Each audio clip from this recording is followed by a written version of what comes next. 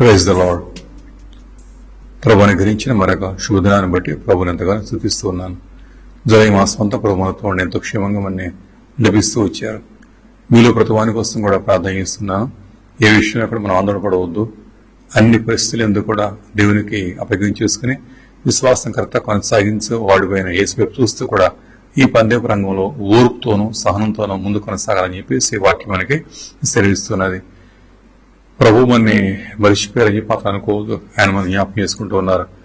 యెషయా గ్రంథం 49వ అధ్యాయంలో ఆయన ఒక మాట అన్నారు కదా, 14వ వాక్యం అంటారు, అయితే సీయోను యెహోవా నన్ను విడిచిపెట్టి ఉన్నాడు, ప్రభువు నన్ను మరిచి ఉన్నాడని చెప్పి అనుకుంటుంది.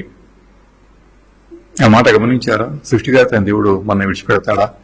రక్తం పెట్టి ప్రాణం పెట్టి కొనబడి మనల్ని మర్చిపోతాడా? అసాధ్యం. అది సీయోను అలా అనుకుంటూ ఉందంట. అందుకని ప్రభు వారికి ఏమన్నారంటే, స్త్రీ తన గర్భాన్ని పుట్టిన బిడ్డను కరుణింపకుండా తన చంటి పిల్లను మరుచున వారైనా మరుతురు కానీ నేను నిన్ను మరువను.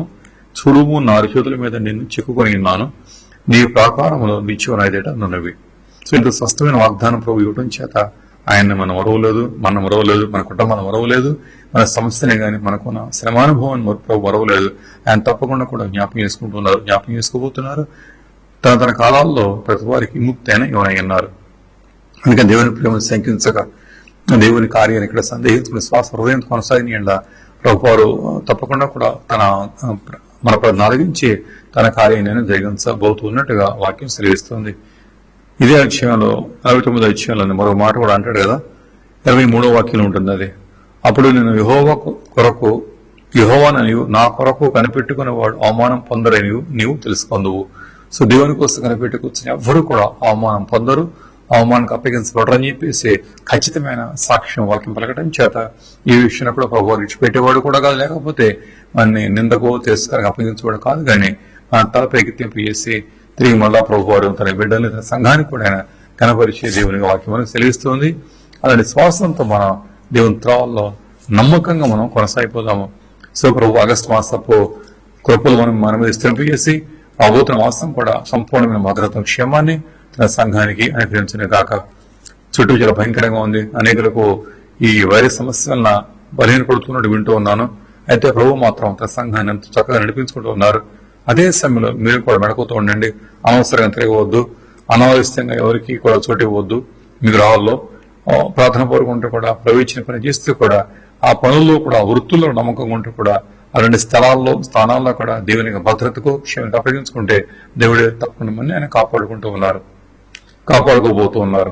సో అలాంటి కృపతో మనం ఈ ఆగస్టు మాసం గడి పెట్టబోతున్నాము. ఈ మాసం అంతా కూడా ప్రభుత్వం తిరిగి మళ్ళా మనం మాసాంతా మనం ప్రభు స్తుతించే వరకు కూడా ఆయన తన బిడ్డల్ని ఎత్తి పట్టుకున్న గాక. ఆమేన్. ఈరోజు నేను వాక్య ధ్యానాంశము దేవుని పిల్లల పోలిక.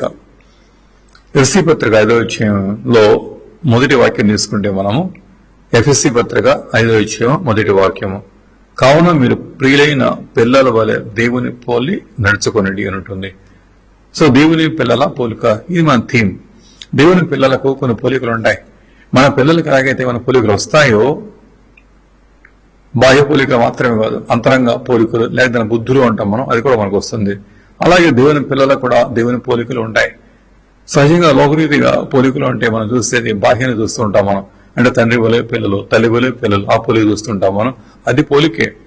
దాన్ని మించింది ఆ అంతరంగ స్వభావంతో కూడా పోలికలు, దాన్ని మనం బుద్ధులు అని అంటామని చెప్పి ఇందాక అనుకున్నాం కదా. అలా ఆ అంతరంగ పోలికను కూడా మనం తప్పకుండా ఆలోచించాలి. తల్లిదండ్రులు ఆశించేది కేవలం బాహ్య పోలికలు మాత్రమే కాదు, కానీ అంతరంగంలో కూడా అలాంటి పోలికలు వస్తే అంత అద్భుతంగా ఉంటుంది. ఎలాగనగా మనం దేవుని నడుస్తున్నప్పుడు మన పిల్లలు కూడా మన పోలికలే రావాలి. ఎందుకంటే ఈ శ్వాసం, ఈ పరిశుద్ధత, ఈ ప్రార్థన, ఈ నీతి, యథార్థత ఇది వస్తే గనక మనం చాలా సంతోషిస్తాం. అలాగే అంటున్నాడు కదా ఎఫ్ఎస్సీ పత్రిక పౌలు అంటున్నాడు కదా, దేవుని పిల్లలకి కొన్ని పోలికలు ఉంటాయి.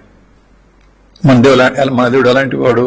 ఆయన నీ కంటికి కనబడకపోవచ్చు, లేక నీ హృదయం, నీ చెవికి వినబడకపోతే స్వరము, లేక నీ కన్ను చూడకపోవచ్చేమో కానీ, చెవి వినకపోవచ్చేమో కానీ ఆయన ఆత్మ అనుభవిస్తున్నావు. సో ఆయనకి వ్యక్తిత్వం ఉంది, గుణగణాలు ఉన్నాయి, స్వభావం కూడా ఉంది. అదే గుణగణాలు, స్వభావాన్ని కూడా ఆయన పిల్లల జీవితాల్లో దేవుడు ఆశపడుతూ ఉన్నాడు. అలా మనం కూడా కోరుకోవాలి. ఆయన పోలికలు మనం ఉండాలి, ఆయన పోలికలు మన పిల్లలకు కూడా కావాలి. సో అంశాన్ని రోజున ఒక థీమ్ గా ఎఫ్సి పత్రికలో పౌలు మన ముందు పెడుతూ ఉన్నాడు. ఎఫ్సి సంఘాన్ని పౌలు స్థాపించాడు. ఆయన రోమా సామ్రాజ్యంలో 5 బలమైన పట్టణాలు ఉన్నాయి. రోమా సామ్రాజ్యంలోని పట్టణాలు the city of Rome 1, 2 FC పట్టణం, 3 అలెగ్జాండ్రియా పట్టణము, 4 కొరింథీ పట్టణము, 5 అంతియోకియా. 5 పట్టణాలు బలమైన పట్టణాలు. అందులో ఒక పట్టణము ఎఫ్సి సంఘం స్థాపించబడిన ఈ పట్టణం. ఈ ఎఫ్సి స్థలానికి పట్టణానికి పౌలు తొలి ప్రయత్నం చేస్తున్నప్పుడు అపోస్తల కార్యాల 16వ అధ్యాయంలో ప్రభుత్వాన్ని అక్కడ వెళ్ళలేదు. ఆ తర్వాత 18వ అధ్యాయంలో ప్రభుత్వం పంపిస్తారు. అక్కడ వెళ్ళిన పౌలు ఆ పట్టణం నుండి 2 ఏళ్ల పాటు చాలా ప్రయాసపడే ప్రార్థనపరంగా దేవుని కృప ఉండడం చేత చక్కని సంఘాన్ని స్థాపించాడు. ఆ సంఘమే ఎఫ్సి సంఘం. పౌలు యొక్క కాపరిత్వంలో సంఘం అద్భుతంగా వర్ధిల్లింది. ఆ తర్వాత దీనికి తిమోతి భక్తులు కూడా పరిచయం చేస్తుండగా వాక్యం మనం సూచిస్తూ ఉంది. అయితే దీనికి మూల వ్యక్తి మాత్రము అపోస్తలుడు మాత్రం పౌలు. సో పౌలు ఈ సంఘాన్ని ఎంతో శ్రమానుభవంలో మోకాళ్ళ మీద కూర్చొని కన్ని పెంచి పెద్ద చేసి అది ప్రభు కృప అప్పగిస్తున్నాడు. సో అలాంటి సంఘానికి ఇతడు రాసిన పత్రిక. ఈ పత్రికలో ఉన్న అద్భుతమైన అంశము మొదటి అధ్యాయం చూస్తే మనం దేవుని ఎన్నిక, దేవుని ఎంపిక. ఇది అంటే God chooses, not that we choose him. మనం ఆయన కోరుకున్నామని కాదు, ఆయన మనం కోరుకున్నాడు. సో మొదటిగా నువ్వు దేవుని ఎన్నిక అని అది వాడు జ్ఞాపకం చేసుకోవాలి. అంటే మన మనంగా దేవుళ్ళకి రాలేదు, దేవుడిని కోరుకోవడం చేత, తన ఆత్మ ద్వారా హృదయం తెరవడం చేత, ఆయన తన జ్యోతి మనలో ఉంచడం చేత మన దీపం వెలిగించబడింది. తద్వారా మనం ప్రభులోకి వచ్చి ప్రభుని సేవించి ఆ కృప నీకు నాకు అనుగ్రహించబడినది. అందుకని యోహాను సువార్తలు అన్నిటిగానే ఒకడు శరీరైత్యం వల్లే గాని, మనిషి ఐత్యం వల్లే గాని, రక్తం వల్ల జన్మించిన వాడు కాదు గాని దేవుని ఆత్మ చేత వారు పుట్టినవారుగా యోహాను సువార్తలో యోహాను సెలవిచ్చిన మాట మనం ఇక్కడ జ్ఞాపకం చేసుకోవచ్చు. దేవుని వల్ల పుట్టినవారు అని చెప్పేసి 1:13 మాట వాడతాడు. అలా దేవుని చేత మనం పిలువబడ్డాము, లేక పుట్టించబడ్డాము, ఎన్నిక చేయబడ్డాము అని చెప్పేసి 1వ అధ్యాయం సెలవిస్తున్నాడు పౌలు. అయితే 2వ అధ్యాయం వచ్చేపాటి మనం ఏం కనబడుతుందంటే ఎలాంటి స్థితిలో మనం పిలువబడ్డామని చూస్తుంటే అపరాధముల చేత పాపముల చేత చచ్చిన మనలను ఆయన ఎన్నిక చేసుకున్నాడు, ఆ తర్వాత బ్రతికిస్తున్నాడు. సో మన మొదటి స్థితి అపరాధాలతో పాపాలతో చచ్చిన వారం విన్నాము. అలా ఉన్న మనలను దేవుడు కోరుకుని తన పిల్లలుగా స్వీకరిస్తూ కూడా ఆయన మనని వెలిగించారు, సంధించారు, తద్వారా బ్రతికించారు. బ్రతికిన మనలను ఆయన ఆ తర్వాత చూస్తుంటే 4వ అధ్యాయం మొదలుకొని చూస్తుంటే లేక 3వ అధ్యాయం నుంచి కూడా ఆయన బలపరుస్తూ కూడా మనం తన పిల్లల యొక్క స్వరూప స్వభావం సంతరించుకోవడం కోసం ఆయన మన యందు ఆయన భోగ ప్రయాసపడుతూ ఉన్నట్లుగా వాక్యం చూపిస్తోంది. సో ఈ పత్రికలో కనపడుతున్న బేసిక్ థీమ్ చూస్తే మనం ఒకప్పుడు స్థితి చచ్చిన వారము, ఇప్పుడు స్థితి మాత్రం ఆయన పిల్లలుగా మనం పిలవబడడం, ప్రత్యేకించబడడం, లేక ఆయన దర్శిస్తూ ఉన్నారు. తద్వారా ఆయన పెంచి పెద్ద చేస్తూ కూడా ఆయన పిల్లలను జీవిస్తూ కూడా ఈ భూమి మీద మనం ఉనికిని కనపరుచుకుంటూ కూడా ఆయన చిత్తాన్ని తుదముట్టిస్తానికి పిలువబడిన సంఘముగా పౌలు మనుష్యులు మాట్లాడుతూ ఉన్నాడు. అంచేత ఈ రోజున మాకు ఇవ్వబడిన థీమ్ ఇది, ఆయన పిల్లల యొక్క పోలికలు. సో దేవుని పిల్లల పోలికలు ఏ రీతిగా ఉంటాయి కూడా 4వ అధ్యాయము, 5వ అధ్యాయం, 6వ అధ్యాయంలో కొన్ని మాటలు అక్కడ పౌలు రాస్తున్నాడు. అవి క్లుప్తంగా ఈ రోజు ముందు ఉంచబోతూ ఉన్నాను. ఏదేని తోటలో ఆదామును దేవుడు చేసినప్పుడు ఆయన అన్నమాట జ్ఞాపకం ఉందా మనకి? ఆయన నల్లు చేస్తూ ఉన్నారు కదా, రండి నల్లు చేతము మన పోలిక చొప్పున మన రూపంలో అనే మాట వాడారు. దేవుడు తన రూపాన్ని తన పోలికను మనకి ఇవ్వకూరుతూ ఉన్నాడు. అయితే ఆదాము అతిక్రమాన్ని బట్టి మహిమను కోల్పోయిన వాడి పాపంలో చనిపోయాడు, పడిపోయాడు. అదే 2వ అధ్యాయం 6వ వాక్యం చూపిస్తోంది ఎఫ్సి పత్రికలో. ఆ తర్వాత మళ్ళీ క్రీస్తు చేసింది మనం బ్రతికించబడబట్టి ఇప్పుడు మళ్ళీ ఆయన తన కార్యం జరిగిస్తూ కూడా ఏ రూపాన్ని కోల్పోయామో, ఏ పోలికను కోల్పోయామో ఆ రూపాన్ని పోలిక తిరిగి మళ్ళీ మనకి ఇవ్వడం కోసం ఆయన వాక్యాన్ని ఇచ్చి ఆత్మతో జరిగిస్తూ కూడా మన జీవితాన్ని క్రమక్రమంగా మారుస్తూ ఉన్నట్టుగా మనం నేర్చుకుంటున్నాం. సో అలాంటి దేవుని పిల్లల జీవితంలో ఉండవలసిన కొన్ని పోలికలు ఇక్కడ పౌలు రాస్తున్నాడు. సో 4వ అధ్యాయంలో చూస్తే మనం ఆయన పిల్లల జీవితాల్లో ఉండవలసిన మొదటి పోలిక 4:1 వస్తే అన్నాడు కదా, సమాధాన బంధం చేత ఆత్మ కలిగించి ఐక్యత అని మనం రాస్తున్నాడు. సో దేవుని పిల్లలు ఆ కుటుంబాల్లో ఆ జీవితాలు ఉండవలసింది ఇదిగో ప్రేమతో కూడిన తత్వాన్ని కలిగి ఐక్యతా భావాన్ని కూడా కలిగి ఉంటారు. ఒకటో వాక్యం రెండో వాక్యం కనబడే చూస్తే ఆ అంశం అదే, లవ్ అండ్ యూనిటీ. ప్రేమతో కూడిన ఐక్యత, ఐక్యతతో కూడిన ప్రేమ, ఇవి కలిగి ఉంటాయి. దేవుని పిల్లలు అని చెప్పేసి అన్నామంటే తప్పకుండా కూడా ఇది ఉంటుంది. అది ఏమిటంటే ఐక్యత ఉంటుంది వాళ్ళ మధ్య. బికాస్ నాలో దేవుని ఆత్మ ఉంది, మీలో దేవుని ఆత్మ, అందరిలో విశ్వసించిన వాళ్ళందరిలో దేవుని ఆత్మ ఉంటే కనుక ఈ ఆత్మ అందరి మధ్య కూడా ఐక్యత బాగుంటే అవడం చేత ఈ విషయం ఐక్యత అందిస్తుంటే, విశ్వాసం విషయంలో ఐక్యత, పరిశుద్ధ విషయంలో ఐక్యత, సహన విషయంలో ఐక్యత, దాతృత్వ విషయంలో ఐక్యత, అన్ని విషయాల్లో కూడా ఆ యూనిటీని ఆత్మ తీసుకొస్తూ ఉంటుంది. వివేరించే తత్వం ఒకవేళ ఈ కారణం బట్టి ఉన్నప్పుడే కూడా, అంటే చిన్న చిన్న అభిప్రాయాలు ఉన్నప్పుడు కూడా మనం సరి చేసుకుంటూ కనపరుచుకుంటూ కూడా ఒకరినొకరు సహిస్తూ ఒకరినొకరు భరిస్తూ ప్రేమపరంగా జీవిస్తూ కూడా చివరికి దేవుని ఉద్దేశాన్ని సఫలం చేసుకోవడం కోసం మధ్య ఐక్యత బలమైనటువంటి గుణంగా వారు తప్పకుండా కలిగి ఉంటారు. ఈనాడు ఇది చాలా ప్రధాన అంశం. దేవుని పిల్లల జీవితాల్లో ఆ కుటుంబాల్లో ఇది కనపడాలి. ఇదే గుర్తు.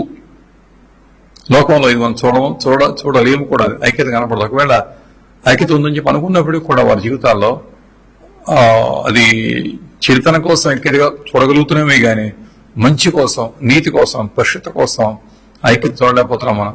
కానీ క్రైస్తవ కుటుంబాల సంఘాల్లో వారి దేవుని పిల్లలు అవడం చేత ఎప్పుడు కూడా ఐక్యత భావాన్ని మనం చూడాలి. అది మొదటి పోలిక.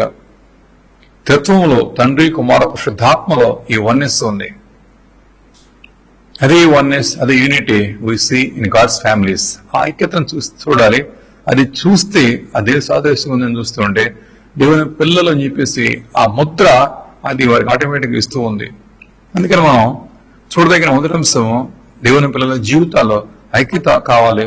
ఇప్పుడు రెండో వాక్యం వెళ్తే అంటాడు కదా, ప్రేమతో ఒకరినొకరు సహిస్తూ మీరు పిలువబడిన పిలుపు తగినట్లుగా దీర్ఘ శాంతంతో కూడిన సంపూర్ణ వినయంతోనూ సాత్వికంతోనూ కూడా మీరు నడుచుకోవాలి.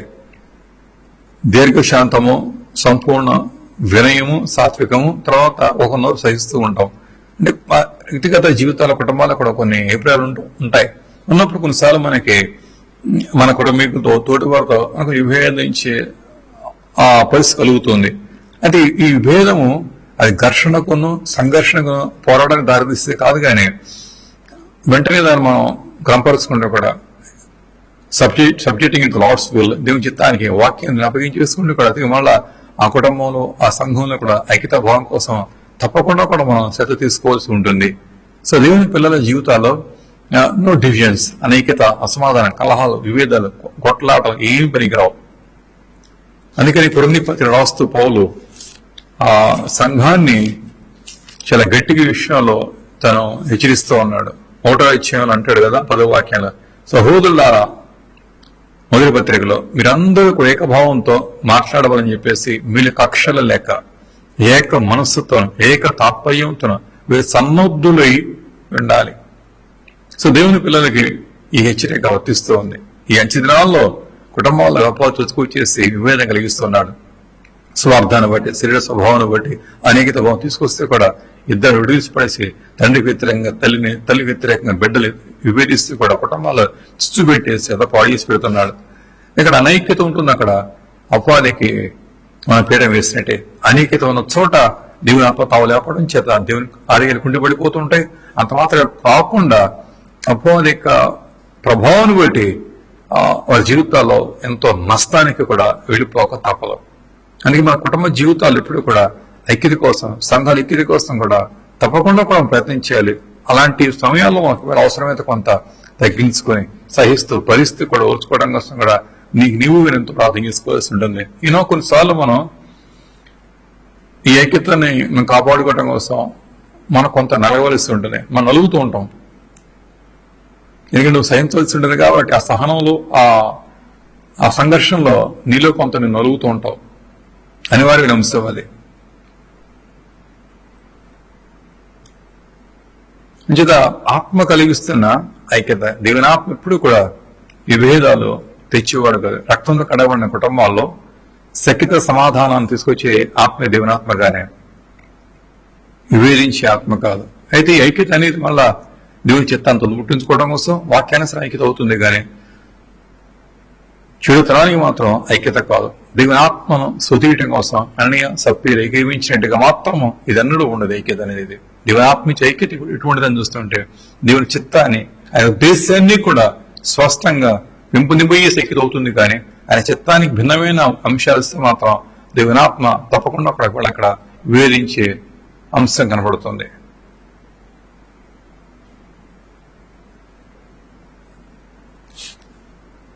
ఇంకా దేవుని పిల్లల జీవితాల్లో మొదటిగా ఉండవలసింది ఆ కుటుంబాల్లో ఐక్యత. సహోదరుల ఐక్యత కలిగి ఉండడం ఎంత మేలు, ఎంత మనోహరమో, ఆశీర్వాదమో, శాశ్వత జీవమో అతడు ఉండమని చెప్పేసి యెహోవా ఎప్పుడో సెలవు ఇచ్చాడు. ఆయన ఎక్కడ ఐక్యత ఉంటుంది అక్కడ బలమైన దేవుని క్రియలు జరిగిపోతుంటాయి. కాబట్టి సంఘస్థులారా, తోటి శ్వాసలారా, ఈ చివరి రోజుల్లో అక్కడే విస్తరిస్తోంది, ప్రేమ చలారిపోతుంది, వాక్యం సెలవిస్తోంది. అలాంటి కాలాల్లో మనం ఉన్నాము. ఒకరినొకరు సహిస్తూ ఒకరినొకరు భరిస్తూ కూడా ఎడంగా మనుషులు పెట్టివేయడం కాదు, కానీ బలహీనత భరిస్తూ కూడా మనం ఐక్యత భావం కోసం ప్రార్థన చేసుకోవాలి, కలిగి ఉండాలి. అలా ఉన్న చోట అది దేవుని యొక్క గృహంగా, దేవుని పిల్లలు ఉంటున్న ఆ కుటుంబంగా గుర్తింపు ముద్ర తప్పకుండా కూడా పొందుకుంటుంది. ఎఫ్సి పత్రిక 4వ అధ్యాయంలో ఆత్మ కలిగించిన ఐక్యతను కాపాడుకొనుట యందు శ్రద్ధ కలిగిన వారే ఆత్మ ఇస్తున్న ఐక్యతను కాపాడుకోవటం కూడా శ్రద్ధ కావాలి. సుడుగా చిక్కులు పెట్టే పాపాలు, అనుమానాలు, అపోహలు, అపార్థాలు,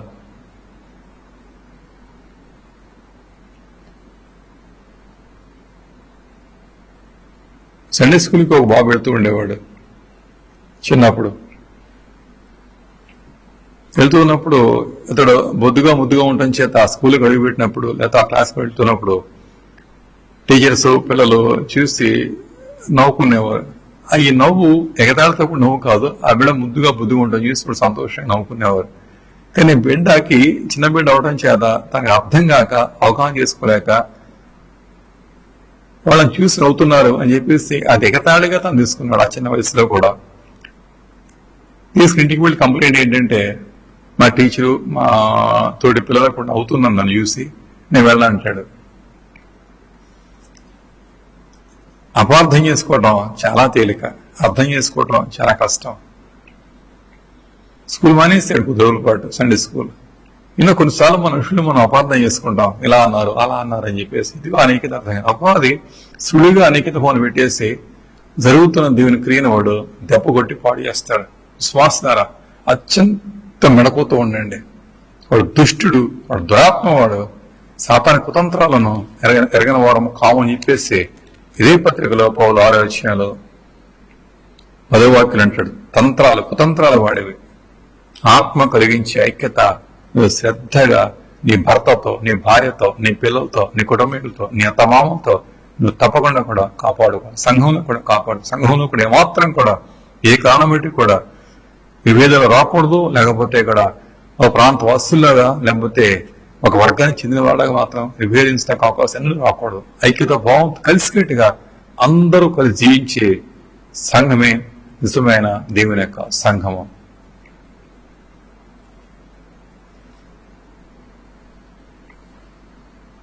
కొన్నిసార్లు తెలియకుండా మనం గ్రూపిజంగా మారిపోతూ ఉంటాం. సంఘాల్లో కూడా ఒక ప్రాంత వాసులాగా, వర్గానికి చెందిన వాళ్ళది కూడా ప్రమాదం. అది no, you need to get along with all people equally, mix with all equally, అందరితో కలిసికట్టుగా ఉంటూ కూడా అలా మనం జీవితాన్ని ప్రేమలో పెంపొందించుకోవడం కోసం ఆ ఐక్యత భావాన్ని, ఆ ఐక్యత ఆత్మను మనం కలిగిన వారమే దేవుని కొనసాగితే కనుక అది దేవుని పిల్లల యొక్క మొదటి గుర్తు అవుతుంది.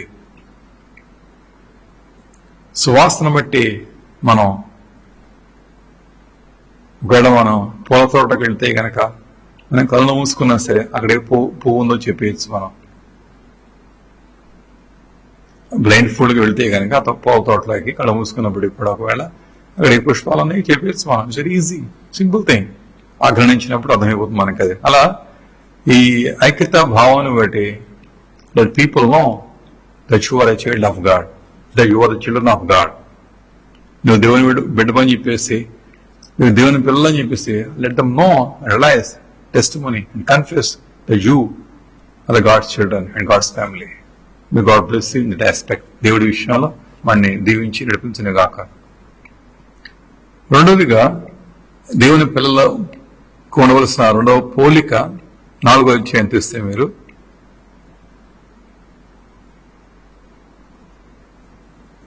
17వ వాక్యం 18వ వాక్యం చూద్దామా.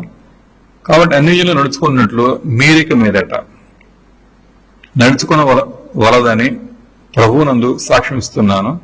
వారైతే అంధకారమైన మనసు గల వారై తమ హృదయ కాఠిన్యం వలన తమలోనున్న అజ్ఞానము చేత దేవుని వలన కలిగి జీవము నుండి వేరుపరచబడిన వారే తమ మనస్సునకు కలిగిన వ్యర్థత అనుసరించి నడుచుకొనుచున్నారు.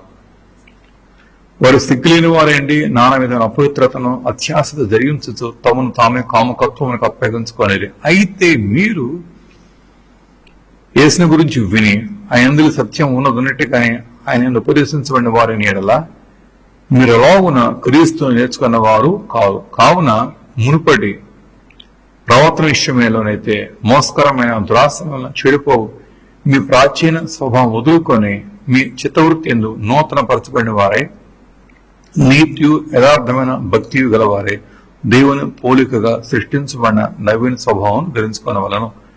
సో రెండవది దేవుని పోలిక అంటే ఇక్కడ పౌలు ఇస్తున్నాడు కదా, ఒక నవీన స్వభావాన్ని మనం ధరించుకుంటాం. ఏమిటి అంటే అది మన చిత్తవృత్తి యందు నూతన పరచబడటం. అంటే చిత్తవృత్తి అంటే మన మనస్సు యందు నూతన పరచబడాలి. మన గతం ఎలా ఉంది అంటే పాత మనస్సు వేరుగా ఉందంట. 18వ వాక్యం అంటాడు కదా, ఆ మనస్సు దేవుని నుండి కలుగుతున్న జీవము నుంచి కూడా వేరైపోయింది. అది వేరైపోవడం చేత ఆ మనసుకు ఉన్నంత వ్యర్థత. అంటే ఆ మనసులో పుట్టిన ఆలోచనలు వ్యర్థమైనవి, తలంపులు వ్యర్థమైనవి, ప్రయత్నాలు వ్యర్థమైనవి, ప్రణాళికలు అర్థరహితమైనవి. అవన్నీ ఎలా ఉన్నాయంటే వారట సిగ్గులేని వారండి అపవిత్రతను అత్యాశతో జరిగించే ఒక గుంపుగా పోలిస్తున్నాడు. అంటే గతంలో మనకున్న మనస్సు అది వ్యర్థతను అనుసరించి విడిపోయింది. అది అవును కదా, చూస్తున్నాం లోకం, మనం తినడం, త్రాగడం, మత్తిలిపోవటం, కట్టుకోవటం, కొనుక్కోవటం, ఇది ఈ అంశాలు వెళ్ళిపోతున్నాం. అవన్నీ వాటి కోసం జీవితాన్ని వెచ్చిస్తే నిజంగా మన జీవితం వ్యర్థమైపోయినట్లే. Of course you need to have them, కానీ జీవితం అది మాత్రమే కాదు కదా. జీవిత ఆశయం వేరుగా ఉంది. దేవుని రాజ్యం, దేవుని నీతి, దేవుని పరిశుద్ధత, వీటి కోసం వెచ్చిస్తే కూడా అవి మనం కొంత కలిగి ఉంటాం. అది కానీ వాటి వెంట జీవితం వెళ్ళిపోతుంటే కనుక ఈ జీవితాన్ని వ్యర్థతకు అప్పగించుకున్నట్లు అవుతుంది. ఇప్పుడు ఏమంటున్నాడంటే, ఇప్పుడైతే ఆయన పోలిక నీ చిత్తవృత్తి మారిపోవటం చేత నూతనపరచబడ్డావు కాబట్టి ఇప్పుడు నువ్వు అన్ని విషయాల్లో కూడా దేవుని స్వభావాన్ని నువ్వు ధరించుకున్నావు.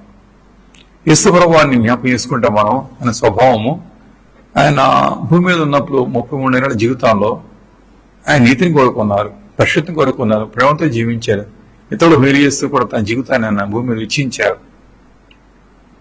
ఇక అంతమించి దేని ఆయన ఇక్కడ చిక్కుపడలేదు. అదే అంటున్నాడు ఇక్కడ కూడా. ఆయన పిల్లల పోలిక చిత్తవృత్తి మారిపోవడం చేత గతకాలపు ఆ వ్యర్థమైన ప్రవర్తన వారు అనుసరించిన వారు ఇప్పుడు వరకున్న ప్రవర్తన ఏంటంటే ఆయన రాజ్యము, ఆయన నీతి, ఆ గురి, ఆ పోరాటం, ఆ గమ్యము, చివరికి వారు నిత్యత్వం చేరే వరకు కూడా వాడి ప్రయాణం కొనసాగిస్తూ తద్వారా అనేకులు దేవుడు తెలుసుకోవడం కోసం పడే ప్రయాసం ఉంటుంది, ప్రార్థన ఉంటుంది, పోరాటం ఉంటుంది. ఈ పరుగు, ఈ పోరాటం లోకానికి అర్థం కాదు కానీ వారికి పరలోకంలో ఆ కిరీటం పొందేందుకు వారు పడుతున్న గొప్ప ప్రయాస ఇది. చిత్తవృత్తి నూతనపరచబడకపోతే వాటి కోసం వెళ్ళిపోతాం. ఒలింపిక్స్ పోటీల్లో ఆరంభంలో వెరీ బిగినింగ్ డేస్ లో పందె రంగంలో పరిగెత్తి పందిగాడైనా సరే వాళ్ళకూడైనా సరే పోరాడిన తర్వాత కిరీటం ఇచ్చేవారు. ఆ కిరీటం అది ఒలివ్ ఆకులతో చేసి వాళ్ళ తల మీద పెట్టేవారట. అంటే బంగారు కిరీటం కాదు, లేకపోతే ఈ మెడల్స్ కూడా కాదు, లైక్ గోల్డ్, బ్రాంజ్, సిల్వర్. అది ఆ రోజు ఘనతగా ఇచ్చేవారు. అది పందె రంగంలో పరిగెత్తి తుదముట్టించిన వారికి అది దొరుకుతుంది. అయితే ఆ ఒలివ్ ఆకులతో వచ్చేవాడు నా కిరీటం అది ఎంతసేపు ఉంటుందంటే అదో పూటో లేదా మరో రోజు ఉంటుంది, తర్వాత వాడిపోవడం ఖాయమేది. అంటే వాడిపోబోతున్న దానికోసం ఆ జీవితం ధారవలసి వాళ్ళు తర్ఫీదు చేసుకుని శరీరాన్ని కసరత్తు చేసుకుని ప్రయాసపేదం పొందుకున్నారు. దాని సమస్య వైభవం అంతా ఎంత అంటే కొన్ని గంటలు లేకపోతే కొన్ని రోజులు మాత్రమే. అది దాన్ని అంటాడు క్షేమని కిరీటం అని చెప్పేసి అంటాడు. అలా ఉంది ఈ లోకాపురంతా కూడా. అందరి చందాల కోసం, భోగభాగ్యాల కోసం, స్థిర సంపదల కోసం పరబడుతున్న ప్రయాణ విస్తారంగా ఉంది.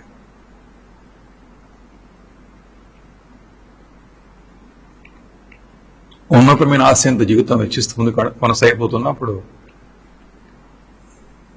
ఇదేని మనకి మనసు పెట్టలేము. మనం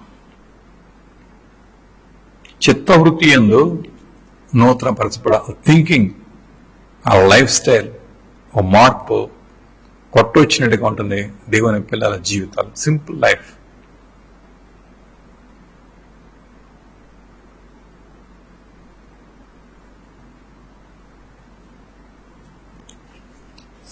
యోహాను సువార్తలో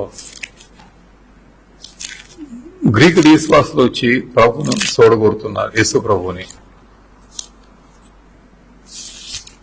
వారు వచ్చి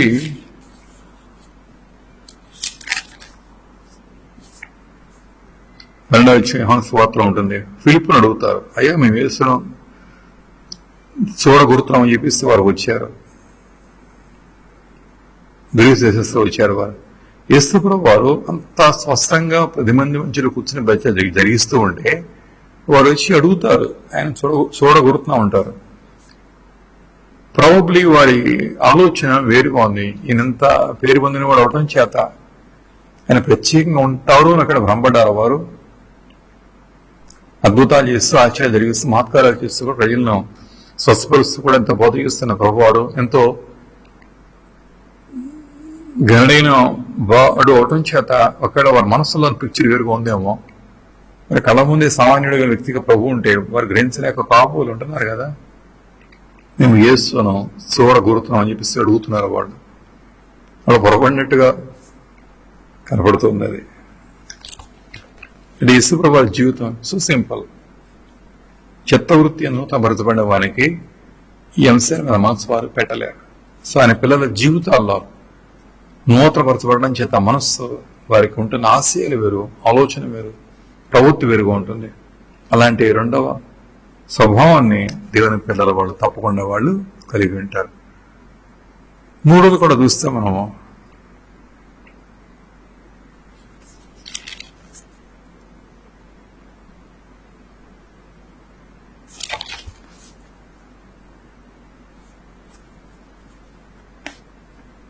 రెండవ అంశాలను మరో మాట కూడా చూడవలసింది. మనము దేవుని పిల్లలకు ఉన్న రెండవ గుణగుణమైనటువంటి నూతనపరచబడిన స్వభావం అంశం మీద మరొక మాట చూస్తే మనం 5వ అధ్యాయం 10వ వాక్యంలో ఉంటుంది కదా. వీరు ఈ నూతనపరచబడిన వారు వారి ఆశలు ఎలా ఉంటాయి. 5వ అధ్యాయం 10వ వాక్యంలో కనుక ప్రభుకి ఏది ప్రీతికరమైందో దాన్ని పరీక్షిస్తూ ఉంటారు. 5:10 వారి మనస్సు మారి రూపాంతరం చెందినప్పుడు ఇలా ఉంటుంది. ప్రభువుకి ఏది ప్రీతికరమో దాన్ని పరీక్షిస్తూ ఉంటారు వాళ్ళు. అర్థమవుతుంది కదా. మనకి ఏది ప్రీతికరం అది కాదు. ఏది ప్రభు ప్రీతికరమో వాళ్ళ మనస్సు అలా కుట్టుకుపోతూ ఉంటుంది. ఇది దేవునికి ఇష్టమవునో కాదు అని చెప్పేసి తర్వాత అక్కడికి వెళ్ళి అంటాడు. మళ్ళీ 17వ వాక్యం కిందకి వెళ్ళి అంటాడు, ప్రభు యొక్క చిత్తం మీద మీరు గ్రహించుకోండి. నేను 6వ వాక్యానికి వస్తే అంటాడు కదా, క్రీస్తు దాస్యమును ఎరిగి దేవుని చిత్తాన్ని మనపూర్వకంగా మీరు జరిగించండి.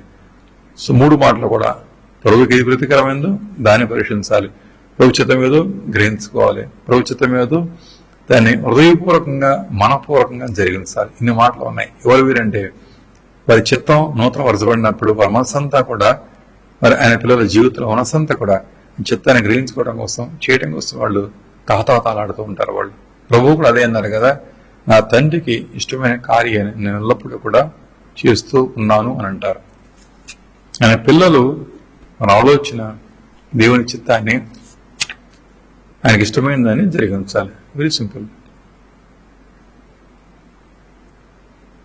But not all that easy to accomplish. ఇది చేయటం మాత్రం అంత తేలిక కాదు. ఎందుకోసం అంటే దీనికి భిన్నమైనటువంటి పోరాటం మన శరీర అవయవాల్లో కలిగే ప్రమాదం ఉంది. చిత్తవృత్తి అందు నూతనపరచబడకపోతే మన శరీర అవయవాలు మనని తిరిగి చేస్తూ ఉంటాయి, వెనక్కి లాగిస్తూ ఉంటాయి. వాటి మీద మనకి జీవం పొందుకుని మనస్సు మారి రూపాంతరం చెందినప్పుడు మనం అటే వెళ్ళిపోతూ ఉంటాం. సాధారణంగా ప్రతి గురువుడి కూడా వివాహం అయిన తర్వాత తనకు ఒక ఆశయం ఆలోచన అదే యజమాని యొక్క మనసు గ్రహించుకొని అడుగులో అడుగు వేయాలి. అది ఇస్ బేసిక్ ఫ్యామిలీ ప్రిన్సిపల్స్ అవన్నీ కూడా. సో ఆల్సో క్రైస్తవ జీవితం అటువంటిది. అది ప్రభువుని నువ్వు కలిగి ఉండటం చేత ఆయనకి ఏది ఇష్టమో అది చేద్దామంతే. అయితే నీలో నీవు ఉంటావు, నీ ఆత్మ ఆయన ఉంటారు, ఆయన నీవా, నీళ్ళు ఎవరు ఉంటున్నారో అనేది నీ చాయిస్ మీద, నీ ఎంపిక మీద డిపెండ్ అవుతుంది. అది so deny self and follow him. నీలో ఉన్న పీస్ వెంబడిస్తూ ఉండాలి. నీలో ఉన్న నిన్ను నువ్వు తృణీకరించుకోవడం కోసం శక్తి కలిగి జీవిస్తుంటూ ఉండాలి. ఆయన పిల్లలు వారు ఆయన పోలి జీవిస్తారు. ఆయన పిల్లలకు రెండో గుణగణము నూతన పరచబడిన నవీన స్వభావము, రెన్యూడ్ మైండ్ అంటాడు. It's a task, it's process, it takes time. అది రెండవ గుణగణం. మూడోది చూస్తుంటే ఆయన పిల్లల జీవితాల్లో ఉన్నటువంటి దేవుని పోలిక. మూడవది 5వ అధ్యాయంలో 2వ వాక్యం చూద్దామా? ఎఫ్ఎస్సీ పత్రిక. క్రీస్తు మిమ్మల్ని ప్రేమించి పరిమళ వాసనగా ఉండుటకు మన కొరకు తన్ను తాను దేవునికి అర్పణంగాను బలిగాను అర్పించుకొనెను. అలాగున మీరును ప్రేమ కలిగి నడుచుకొనడి. క్రీస్తు ప్రేమ పరిమళ సువాసన వలె అది లోకమంతా వెజ్జలబడింది. సువాసన ఉంది అని కూడా చెప్పనవసరం లేకుండా అగ్రహిస్తే ఎలా అది గ్రహిస్తారో అలా ఉంది అంటున్నాడు అని చెప్పి మనం ఏమంటున్నాడంటే ఆయన పిల్లల మోటం చేత మన జీవితాల నుంచి కూడా ఆయన ప్రేమ అది కూడా సువాసన భరితంగా బయటికి వెదజల్లబడుతూ ఉండాలి. ఈ విషయం అంటున్నాడు 2వ వాక్యంలో, క్రీస్తు మనల్ని ప్రేమించి అంటాడు. అంటే అది మన కోసం. అలాగన ఆయన పిల్లల జీవితాల్లో ఆయన ప్రేమ ఉంటుంది. ఎందుకోసం అంటే తోటివాణి యొక్క యోగక్షేమాల కోసం, తోటివాణి యొక్క ఆత్మీయ క్షేమం కోసం కూడా అది తప్పకుండా ఉంటుంది. సో దేవుని ప్రేమ మనలో ఉండాలి ఆయన పిల్లల్లాగా. ఆ ప్రేమ తోటివాణి యొక్క క్షేమం విచారిస్తూ ఉండాలి. ఈ విషయంలో ప్రాక్టికల్ గా చాలా మాటలు పౌలు వాడుతూ ఉన్నాడు. చూస్తే మనం 4వ అధ్యాయం అంటాడు కదా, 29 నుంచి అంటాడు, వినివారికి మేలు కలిగినట్లుగా అవసరాన్ని బట్టి, వినివారికి మేలు కలిగినట్లుగా అంటే పొరుగువానికి మేలు కలిగి అవసరాన్ని బట్టి క్షేమాభివృద్ధికరమైనటువంటి అనుకూలమైన మాట పలకండి, దుర్భాష రానివద్దు. దెన్ 31వ వాక్యంలో, సమస్తమైన ద్వేషము, కోపము, క్రోధము, అల్లరి, దూషణ, దుష్టత్వాన్ని విడిచిపెట్టండి. ఒక నీళ్ళ దయ కలిగి కరుణాహృదయులు క్రీస్తును దేవుడు మిమ్మల్ని క్షమించిన ప్రకారం మీరు కూడా క్షమించుడి. ఆ తర్వాత 2వ వాక్యం కిందకి వెళ్ళిపోతూ ఉంటుంది. క్రీస్తు దేవుని తన దేవునికి అర్పణంగాను బలిగా అర్పించుకున్నాను, అలాగనే మీరు ప్రేమ కలిగి నడుచుకోనండి అని చెప్పేసి రాస్తూ కిందకి వెళ్ళి అంటాడు కదా, మీలో జాగ్రత్త కానీ అపవిత్రత కానీ లోభత్వం కానీ ఇడిపోయారని ఎత్తకూడదు, ఇది పరిశుద్ధులకు తగదు. ఇతరుల యొక్క క్షేమాభివృద్ధి కోసం, క్షేమం కోసం, మరిమేలు కోసం కూడా ఏది చేయాలి కూడా అది చేస్తూ ఉండాలి. ఎదురువానికి ఏ హాని ఏ కీడు తలపెట్టకుండా, ఎదురువానికి కీడు కలిగించి ఏ పని చేపట్టకుండా ప్రేమతో కూడిన నడక నడవాలి. మరో మాట చెప్పాలంటే సింపుల్ గా నీ ప్రేమ ఎప్పుడు కూడా క్రియాపూర్వకమందే. నిన్ను ప్రేమించుకోవడం కాకుండా తోటి వాడిని ప్రేమిస్తూ కూడా వానికి ఏదైతే దీవెనకరంగా ఉంటుందో అలాంటి క్రియలు చేపడుతూ ఉండే ప్రేమగా అది చూపిస్తుంది. ఈ ప్రేమ తేలికైంది కాదు, ఇది మనం అనుకుంటూ వచ్చేది కూడా కాదు. ఇది కేవలం దేవుని ప్రేమ మాత్రమే. అందుకని రోమపత్రిక 5వ అధ్యాయంలో 5వ వాక్యం అంటాడు కదా, దేవుని పరిశుద్ధాత్మ ద్వారా దేవుని ప్రేమ మనలోకి కుమ్మరించబడాలి. యూనో భూమి మీద పుట్టిన మనిషి కూడా తను ఇలా ప్రేమించలేడు. ఎదురవాని క్షేమాభివృద్ధి కోసం వాడు ప్రయాసపడ అసాధ్యమైన పని అది. మనలో ఉంది పాపం, పుట్టింది పాపంలో పుట్టాం, పాపం పెరిగే మనం అణువణువు కణకణం పాపం అభిషేకం చేత పురువాని క్షేమం కోసం ఇలా ప్రయాసపడ అసాధ్య విషయం అది. అయితే ఆయన పిల్లల జీవితాల్లో ఆయన ఆత్మ ఉన్నారు, ఆయన ఆత్మ ఈ ప్రేమ పెడుతూ ఉన్నారు. సో ఆయన పిల్లలు ఎవరైనా చూస్తే ఆయన స్వభావం కలవరని పిల్ల ఉన్నారు. ఆయన స్వభావము ప్రేమే. ఆ ప్రేమ ఇటువంటిది చూస్తుంటే తిరిగి అంశం అది ఎదురవాణి యొక్క మీరు విచారించేది క్షేమాన్ని కోరుకుంది. దానికోసం ఆయన తన్ను తాను అర్పణముగాను బలిగాని కూడా అర్పించుకున్నారు. సో పొరుగువాని కోసం బలిగా, పొరుగువాని కోసం అర్పణగా అర్పించుకునే ప్రేమ కలిగిన వాడే దేవుని పోలిన వానిగా వాక్యం చూపిస్తుంది. ఆలోచిస్తే గనక ఇది చాలా కష్టమైన పని, తేలిక కాదు. మన శక్తిని బట్టి అయితే మాత్రం అందుకని ప్రార్థనలో అడగదగిన అంశం ఇది. ఎడతకుండా ప్రభా నాలో నీ ప్రేమను ఉంచయ్యే, నీ ప్రేమను కమ్మురించు అని చెప్పేసి మనం ఎడతెగకుండా ప్రార్థన చేసుకుని, కృపావరాల్లో గొప్ప కృపావరము ప్రేమ అనే కృపావరం. ఆ కృపావరం పొందుకుంటే జీవితం మారిపోవడం కాకుండా ఆయన బిడ్డగా ఆయన పిల్లలుగా మనం ముద్రించబడతామో, సాక్ష్యం పలకబడుతూ ఉంటామో, అది దేవుని కృతికరమైన జీవితంగా వాక్యం సెలవిస్తూ ఉన్నది. అందుకే దేవుని సంఘస్థులారా, పరిశుద్ధులారా, ఎడతెగకుండా కూడా మన జీవితాల్లో, మన హృదయాలకి దేవుని ప్రేమ కుమ్మరించబడుతూ ఉండాలి. అది it's continuous tense process.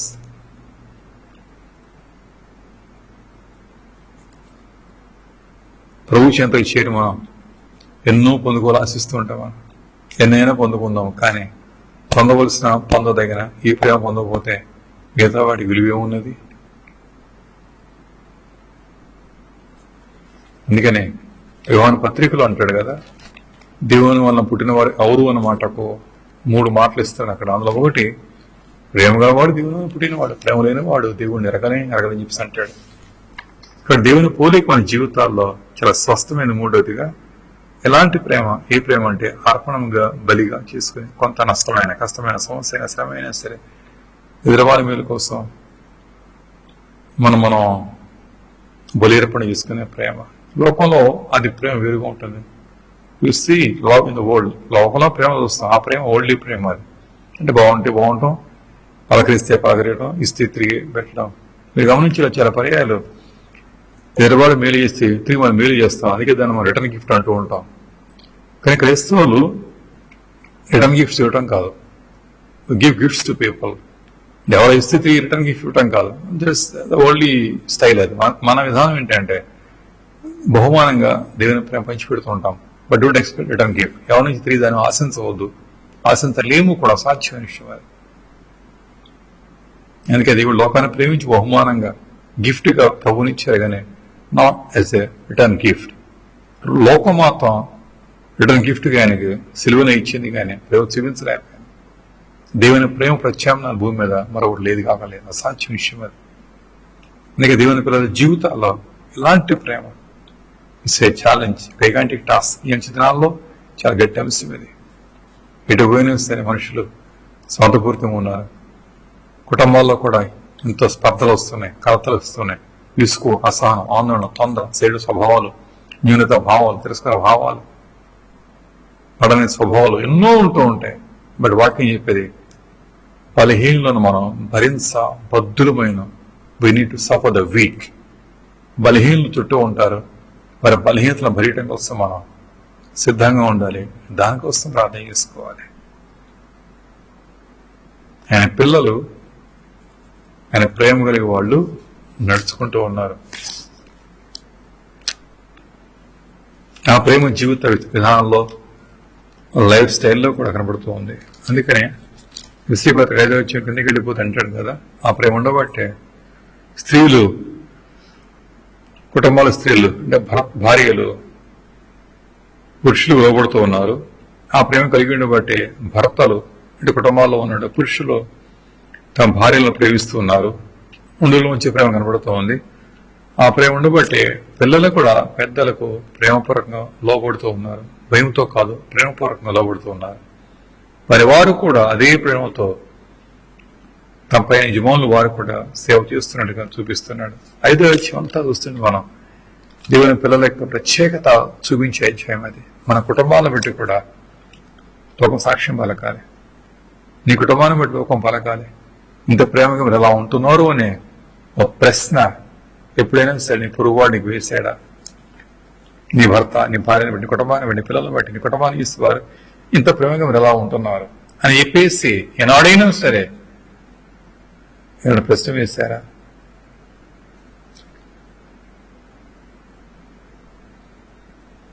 The world will be perplexed by your love. లోకం నీ ప్రేమను బట్టి విస్మయం పొందాలి, ఆ ఐక్యత బట్టి. 5వ అధ్యాయంలో లోకాన్ని విస్మయపరిచే ప్రేమ. స్త్రీ లోపడుతూ ఉంటే, పురుషుడు ప్రేమిస్తూ ఉంటే, పిల్లలు లోపడి జీవిస్తూ ఉంటే, ఆ ఐక్యత భావంతో కూడా ఆ కుటుంబం ముందు ఏది నిలబడగలదు? పాతాళాల ద్వారాలు కూడా ఇలా కుటుంబాల ముందు నిలబడటం అసాధ్యం అనమాట బైబిల్ చెప్తోంది. Nothing shall prevail against the army of the Lord. ఇలాంటి సైన్యం ముందు, ఇలాంటి కుటుంబాల ముందు ఏది నిలబడటం అసాధ్యం. కిందకి వెళ్ళిపోయి 6వ వచనం అంటాడు కదా, అలాంటి ప్రేమతో కూడిన కుటుంబాలు 6వ వచనం 10వ వాక్యం నుంచి ఉంటుంది కదా. అవ్వాల యొక్క తంత్రాలు గ్రహించి వారు పోరాడతారు. వారు ప్రేమ ఉన్న చోట ఆత్మ ఉన్నారు, ఆత్మ ఉన్న చోట ఆత్మ బలాన్ని బట్టి వాళ్ళు బలవంతులు. ఇప్పుడు వాళ్ళు అవసరమైతే అవ్వాల యొక్క తంత్రాలతో వాడు పోరాడుతూ కూడా వాళ్ళు జయించు వారయ్యన్నారు. లోకంతా అపో తంత్రాలు, వాడి తంత్రాల వారి మనిషి వాడు. వాడిని ఎదిరియటం కోసం నిలబడాలంటే నీ కుటుంబంలో ఈ ప్రేమ కలిగి, ఈ ఆత్మ కలిగి ఉంటే కనుక you can withstand the temptations, you can withstand the fiery dots of the enemy. అపవాది యొక్క అగ్ని బాణకుండా ఆర్పివేయ శక్తి అక్కడే ఉంది. 5వ 6వ అంతా ఒకే theme. Out of love family life and out of family comes the power of God. ఆ కుటుంబం జీవితం నుంచి శక్తి బయలువటం చేత ఆరోగ్యం చూస్తూ ఉంటే అపవాది కుతంత్రాలు ఎరిగిపోతున్నాయి. వాడి బాణాలు కూడా ఆరిపోవడం చేత దేవుని సంఘము, దేవుని పిల్లలకు కూడా ఆయన రాజ్యం కోసం శక్తివంతులే వాళ్ళు ముందుకు వెళ్తున్నట్టు మనం గమనిస్తూ ఉన్నాము. అందుకని ఆయన పిల్లల జీవితాల్లో కొన్ని పోలికలు ఉంటాయి. పుట్టిన వెంటనే బిడ్డల పోలికల కోసం మనం చూసి వెంటనే చెప్పేస్తాం మన తల్లి పోలిక, తండ్రి పోలిక అని. పుట్టిన సంఘంలో ఉండవలసిన పోలికలు కూడా అపోస్తల కార్యాల్లో సంఘం పుట్టినప్పుడు ఉన్న పోలిక అదే. అందుకనే ఆనాడు చుట్టూ ఉన్న అనుజనులు కూడా అన్నారు కదా, వీరు క్రీస్తుని పోలి ఉన్నారు కాబట్టి వీరికి క్రైస్తవులు అనే పేరు అంత్యోక సంఘంలో మొదట ఆ పేరు పెట్టారు. క్రైస్తవులను మతం కాదు, క్రీస్తుని పోలిన వారిని చెప్పి వారు పలికిన సాక్ష్యము అది ఇప్పుడు మళ్ళీ వినపడాలి. ఈ వేధించే ఆత్మ ఉన్నప్పుడు కుటుంబాల్లో దేవుని కార్యాలు మనం చూడలేము. విభేదించారంటే కనుక తప్పకుండా ఒక తేడానే, ఒకరి తేడానే. ఒకే ఆత్మ ఉంది, ఒకే మనస్సు ఉన్నట్లయితే కనుక ప్రేమ ఉన్న చోట ఆత్మబలం ఉంది, ఆత్మబలం ఉన్న చోట అపవాది తంత్రాలు నిలబడటం అనేది అసాధ్యం. 6వ వచనం 11వ వాక్యం. మీరు అపవాది తంత్రములను ఎదిరించడానికి మీరు శక్తిగా అవునట్లుగా అంటే మాట్లాడుతున్నాడు. శక్తిమంతులు అవునట్లుగా అంటాడు. అపవాది తంత్రాలు ఎదిరియటం కోసం మీరు శక్తివంతులు కావాలి అంటే కనుక దేవుడు ఇచ్చే సర్వాంగ కవచాన్ని మీరు ధరించుకోవాలి. దానికి అనుబంధమైన వాక్యాలు, అంశాలు చాలా ఉన్నాయి. అందుకని ఈ రోజున ప్రభు మన ముందు పెట్టింది దేవుని పిల్లల జీవితాలకు పోలికలు, ఐక్యత, నూతనపరచబడిన చిత్తవృత్తి, తర్వాత ప్రేమ, అది క్రియాపూర్వకమైంది, బలిగాను అర్పణగా తను చేసుకునే ప్రేమ అని అవసరమైతే సహిస్తూ భరిస్తూ ఓర్చుకుంటూ కూడా మనం కొంచెం చేసుకుంటూ తగ్గించుకుంటూ కూడా తోటివారి క్షేమం కోసం విచారించే ప్రేమ గల వారు ఉండాలి. అలా ఉన్న చోట కుటుంబంలో ఐక్యత ఉంటుంది. అలా ఉన్న చోట శక్తివంతమైన ప్రార్థన బలి ఉండటం చేత అపవాది తంత్రాలు కూడా అడ్డగించబడతాయి. వాడికి ఓటమి, ప్రభువుకు మహిమ కలుగుతూ ఉంటుంది. సో అలాంటి పోలికల మన కుటుంబాలు కలిగిందుగాక. God bless you. తండ్రి, నీ పోలిక, నీ రూపం ఎంత అద్భుతమైంది. ఆ పోలిక అది సంఘానికి కావాలి, లేక మాకు కావాలి. ఈరోజు మరోసారి ప్రత్యేకంగా ప్రార్థనిస్తుండగా మీ దాతృత్వ స్వభావాన్ని బట్టి మాకోసం ప్రాణం పెట్టారు. అదే గుణాన్ని బట్టి ప్రార్థనిస్తుండగా నీ ప్రేమను మా హృదయాల్లో నిండుగా కుమరించి మా స్వామి ఐక్యత భావాన్ని, సఖ్యత భావాన్ని, ప్రేమ తత్వాన్ని కూడా కుటుంబాన్ని కలిగించే కుటుంబాల్లో భార్య భర్తల్లో పిల్లల్లో ఒకే మనసు, తాత్పర్యం, నీతి కోసం, పరిశుద్ధత కోసం ఉంచండి. లోకం కోసం కాదు మా ఐక్యత మా స్వామి, పరలో రాజ్యం కోసం, నిత్యత్వం కోసం, ఆత్మ సంపాద్యం కోసం కూడా వాడబడి ఐక్యత, సఖ్యత, సమాధానం, ప్రేమ కలిగించాలని ప్రార్థిస్తున్నాను. ఈ సమయంలో ఎవరైనా బలహీనంగా ఉంటే మీరు పుట్టి బాగు చేయండి, రోగులు స్వస్థపరచండి. నా ప్రభా ఆయుష్ అనుగ్రహించండి, ఆరోగ్యం దయచేయండి. ఎవరు కూడా పడక వేయకుండా కూడా లేవనెత్తాలని ప్రార్థిస్తున్నాను. పేతురాప్త జ్వరంతో పడి ఉంటే మీరు ముట్టి లేవనెత్తారు, తర్వాత పరిచయం చేస్తున్న చూస్తాను. అతను అలాగున నీ బిడ్డలు లేవనెత్తబడి పరిచయం చేస్తూ కూడా నీ కృపలో కొంత శక్తిని గ్రహించాలని ప్రార్థిస్తున్నాను. ఇది ఆశీస్సుల సంఘంలో ఉంచండి. మేము మళ్ళా కలిసి కూడా ఈ సంఘాన్ని నిక్షేమంగా అప్పగిస్తూ మహిమ పొందమని క్రీస్తు నామమున ప్రార్థిస్తున్నాను తండ్రి. ఆమేన్. God bless you.